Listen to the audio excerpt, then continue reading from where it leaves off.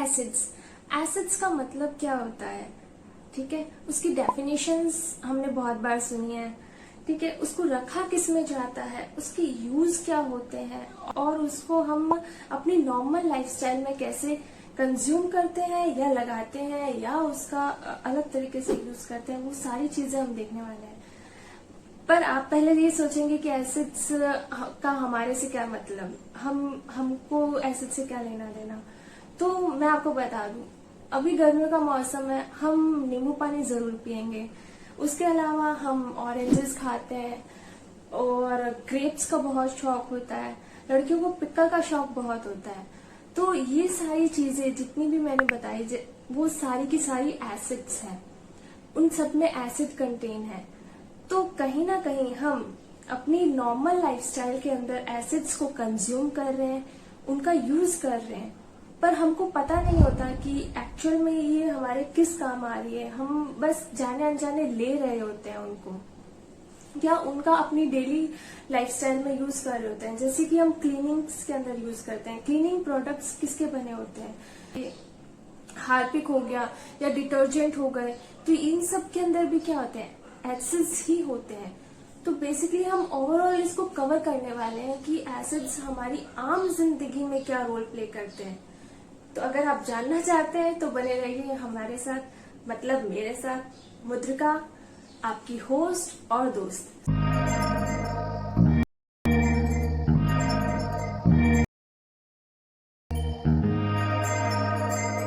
इसकी डेफिनेशन से स्टार्ट करते हैं। होता क्या है एसिड?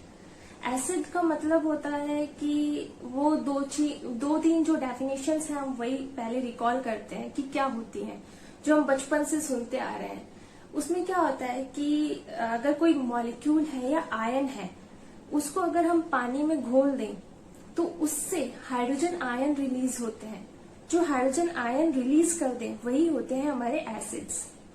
दूसरा हम ये बोल सकते हैं कि जो मॉलिक्यूल्स या आयंस जो हैं वो अगर शेयर कर ले, बॉन्डिंग बना ले और कोवेलेंट बॉन्ड बनाए तो उनको भी हम एसिड्स ही कहते हैं। या फिर हम ये बोल सकते हैं कि जो हाइड्रोनियम आयन देता हो या फिर H3O+ देता हो वो भी एसिड्स ही होते हैं। तो ये तो हमने कुछ एक नॉर्मल डेफिनेशंस देखी जो हम बचपन से लेकर अभी तक पढ़ते आ रहे थे। स्कूल्स में हमको यही पढ़ाई जाती है और यही हम हमेशा बोलते भी हैं। ओके, फिर आता है कि जब भी हम लैब्स जाते हैं तो हम देखते हैं कि एसिड्स को रखा किन में जाता है, स्टोर किस में किया जाता है। तो हम उसके एग्जांपल्स देख सकते हैं कि हम उसको ग्लास की जो बॉटल्स होती हैं उसमें रखते हैं। टेन या तो पॉलीमिथाइल पेंटेन में होता है या पॉलीइथाइलिन में रखते हैं, और हम इसको टैफ्लॉन भी बोलते हैं। अब हम इसमें रखते क्यों हैं, इन्हीं में इनको क्यों रखा जाता है? इसका कारण ये है कि हम एसिड्स किसी भी ऐसे कंटेनर में रखना पसंद नहीं करेंगे जिसमें वो उसके साथ रिएक्शन करके वो जो रिएक्टेंट था वो ना रहकर कुछ और बन जाए। ठीक है, जैसे हमको सल्फ्यूरिक एसिड चाहिए, तो अगर हमने सल्फ्यूरिक एसिड किसी एक कंटेनर में रख दिया, वो उस कंटेनर के साथ ही रिएक्शन करके वो सल्फ्यूरिक एसिड ही नहीं रहा, अब तो वो कुछ और बन चुका है। तो हम ऐसे कंटेनर में रखना प्रेफर नहीं करेंगे। इसी वजह से हम उसको ग्लास के कंटेनर में या जो मैंने नाम बताया उनमें रखते हैं। ऐसा क्यों करते हैं? क्योंकि जो ग्लास होता है वो इनर्ट नेचर का होता है। इनर्ट मतलब जो रिएक्शन ना देता हो। इसी वजह से हम उनको इन सब कंटेनर्स में रखना प्रेफर करते हैं। ओके, ये तो आए कि एसिड्स होते क्या है, उनको रखा किस में जाता है।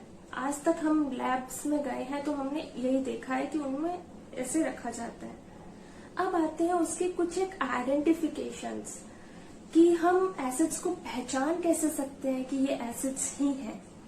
तो फर्स्ट नंबर पे आता है उसका सोर टेस्ट। सोर मतलब खट्टापन।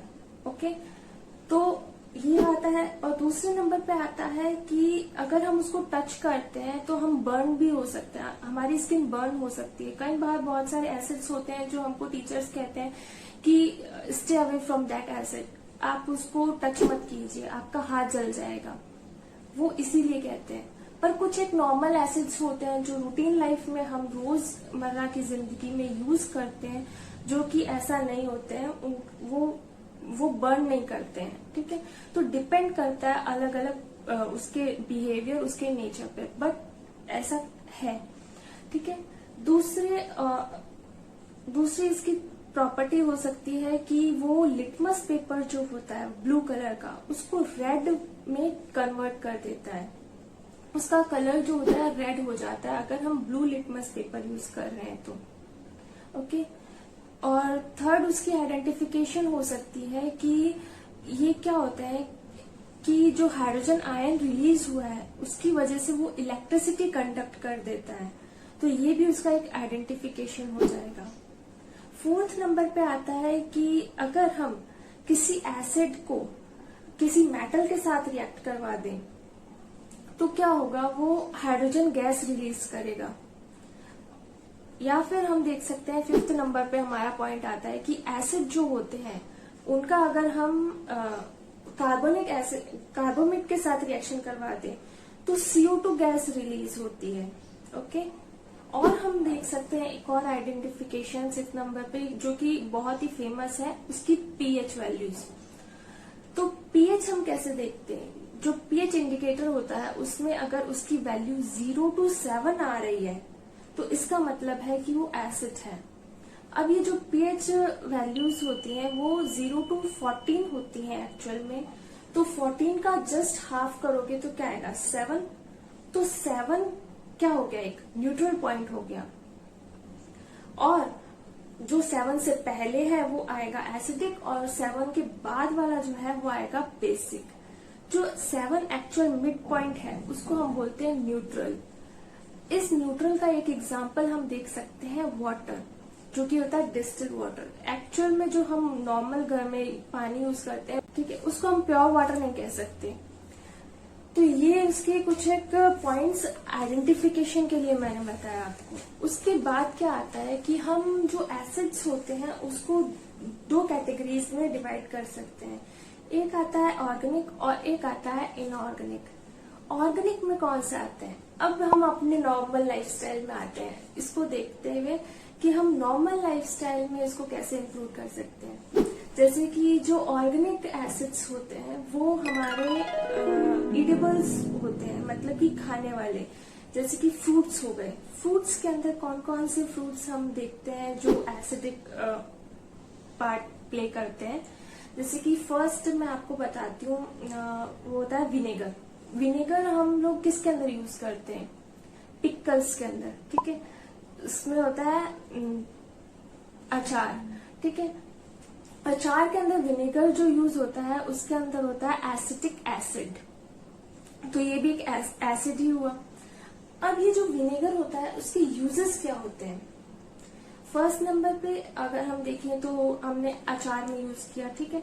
उसके अलावा जैसे हम हाई किसी रेस्टोरेंट्स में जाते हैं तो वहां पे अगर हम सैलेड ऑर्डर करते हैं तो उसके अंदर, वो सैलेड के अंदर भी विनेगर डालना प्रेफर करते हैं। क्यों? क्योंकि उससे उसका टेस्ट इंक्रीज हो जाता है। आपको जो फ्लेवर्स मिलते हैं वो विनेगर की वजह से ही होते हैं। और विनेगर कहाँ यूज हो सकता है, अगर हम बात करें कॉफी मेकर की, जब हम कॉफी बनाते हैं तो जो मशीन होती है अगर वो ब्लॉक हो गई है तो उसको अगर साफ करना हो तो किससे करेंगे, विनेगर डाल दीजिए और वो साफ हो जाएगी। और हम विनेगर का यूज कहाँ कर सकते हैं, बहुत सारे जितने भी अभी किचन चैंपियन या किचन शेफ चल रहे हैं तो उसके अंदर क्या होता है, बहुत सारे जो ऐसे फूड आइटम्स होते हैं जो फ्लेवर देने के लिए उनका यूज किया जाता है। और विनेगर हम एक और, जैसे कि कोई चीज को क्लीन करना हो, बहुत रस्ट हो गया हो किसी पे, तो उस पर भी अगर हम अगर विनेगर डाल देते हैं तो वो चीज साफ हो जाती है। टार्ट्रिक एसिड का यूज हम कहाँ करते हैं, हम खाते हैं क्या टार्ट्रिक एसिड? हाँ, आप खाते हैं टार्ट्रिक एसिड। उसका एक एग्जांपल हम देख सकते हैं, ग्रेप्स। हमको ग्रेप्स बहुत पसंद होते हैं, अब वो काले ग्रेप्स हो, हरे ग्रेप्स हो, बच्चों को बहुत पसंद आते हैं, तो उसके अंदर होता है टार्ट्रिक एसिड। ओके, अगर हम ग्रेप्स का शौक नहीं है तो कुछ लोगों को वाइन का बहुत शौक होता है, वो किसी भी पार्टी फंक्शन में जाएंगे वो वाइन जरूर पीते हैं, ठीक है। और हम इसका कहाँ यूज करते हैं, टार्ट्रिक एसिड का फूड प्रिजर्वेटिव्स के अंदर यूज करते हैं। या फिर लड़कों को जेल लगाने का बहुत शौक होता है, तो जेल को स्टोर करने के लिए भी टार्ट्रिक एसिड का यूज किया जाता है, ओके। और हम कहाँ लेते हैं, मेलिक एसिड जो कि एप्पल में मिलता है। और बहुत सारे एसिड्स हो सकते हैं, जैसे कि सिट्रिक एसिड हमने देखा था एस्कॉर्बिक। तो सिट्रिक एसिड किस में होगा, लेमन के अंदर होगा, मतलब नींबू के अंदर हो गया, या ऑरेंज के अंदर हो गया, या फिर हम बोलते हैं मौसमी हो गए। तो ये सारी चीजें क्या होती हैं, ये भी सिट्रिक एसिड के अंदर, मतलब कि आप क्या कर रहे हो, ओवरऑल आप ओवरऑल एसिड कंज्यूम कर रहे हो अपने बॉडी के अंदर, ओके। तो ये तो मैंने कुछ एक नॉर्मल एग्जांपल लेके बताया कि ऑर्गेनिक जो एसिड्स होते हैं वो कौन से होते हैं। अब हम बात करते हैं इनऑर्गेनिक की। तो इनऑर्गेनिक के अंदर भी तो कुछ होना चाहिए ना। तो इनऑर्गेनिक जो एसिड्स होते हैं वो होते हैं मिनरल्स वाले, जिनको हम खाते नहीं है, वो मिनरल्स के होते हैं। और हम उसके एक एग्जांपल देख के समझते हैं कि कौन कौन से होते हैं। वो होता है जैसे कि सल्फ्यूरिक एसिड हुआ, ठीक है। तो सल्फ्यूरिक एसिड का हम यूज कहाँ करते हैं, सल्फ्यूरिक एसिड जो होते हैं वो हम जैसे कार की बैटरीज हो गई उसके अंदर यूज करते हैं। बहुत सारे फर्टिलाइजर्स जो बनते हैं आजकल, अभी बहुत डेवलप कर रहे हैं हम लोग, फर्टिलाइजर्स की कंपनीज बहुत बन गई हैं, बहुत सारी डेवलपमेंट हुई है। तो उसके अंदर हम क्या देखते हैं, उसके अंदर उसका यूज किया जाता है। आयरन और स्टील की जो इंडस्ट्रीज है उसके अंदर भी सल्फ्यूरिक एसिड बहुत मात्रा में यूज किया जाता है। तो ये सब कुछ एक यूज हो गए। जैसे डिटर्जेंट हो गया, हम क्लीनिंग प्रोडक्ट्स की बात कर रहे थे, तो जैसे डिटर्जेंट हो गया उसके अंदर हम सल्फ्यूरिक एसिड का यूज कर रहे हैं, ठीक है। और अगर हम बात करें इनऑर्गेनिक एसिड्स की, तो उसके अंदर हम एक एग्जांपल देख सकते हैं, नाइट्रिक एसिड का हो गया, या फिर हम बोल सकते हैं HCl। HCl तो हमने मतलब बचपन से सुना है कि भाई जब भी कोई बोलेगा एसिड तो हम सबसे पहले HCl बोलते हैं, है ना। तो वो कहाँ यूज होता है, हमारी बॉडी में भी यूज होता है क्या, ऑब्वियसली हमारी बॉडी में भी होता है। HCl हमारी बॉडी में कहाँ होता है, हमारी बॉडी में तब वर्क करता है जैसे कि गैस्ट्रिक जूस जो होता है उसमें काम आता है। और वो काम क्या करता है कि जो हम आजकल बहुत सारे पिज्जा और ये जो पोटैटो और बहुत खाने का शौक होता है ना, उसको पचाने के लिए काम आता है HCl। तो वो गैस्ट्रिक जूस में आता है, ठीक है। और HCl का हम यूज कहाँ कर सकते हैं, सेम थिंग क्लीनिंग प्रोडक्ट्स के अंदर यूज कर सकते हैं। जो हमने बात की, जैसे कि कहीं ड्रेन हो गया है तो उस ड्रेन ब्लॉकेज है तो उसको सही करने के लिए हो गया। या फिर हम ये देख सकते हैं कि जो फ्लोर्स होते हैं वो गंदे हो जाते हैं तो उनको साफ करने के लिए आता है। तो हार्पिक के अंदर HCl की क्वांटिटी पाई जाती है। तो ये कुछ एक नॉर्मल रूटीन वाले जो प्रोडक्ट्स थे उनके अंदर भी हम HCl का कुछ एक मात्रा में होती है। दूसरा अगर हम बात करें तो आता है हमारा फॉस्फोरिक एसिड या फिर कार्बनिक एसिड। तो वो हम कहाँ यूज करते हैं हमारी नॉर्मल लाइफस्टाइल में, जैसे कि हम अभी सोडा बहुत लोग पीते हैं, ठीक है। तो सोडा के अंदर क्या होता है, कार्बनिक एसिड होता है।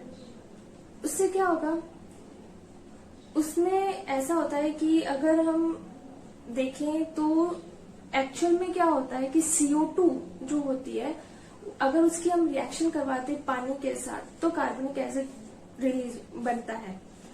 तो वही चीज है कि सोडा जो हम पी रहे हैं वो भी एक्चुअल में एसिड ही है। अब ये जो रिएक्शन होती है कार्बनिक एसिड ये रिवर्सिबल नेचर की होती है, जिसकी वजह से हम देखते हैं कि जब हम बोतल खोलते हैं तो CO2 गैस रिलीज होती है, वो प्रेशर बनता है, ठीक है। तो ये यूज हो सकते हैं।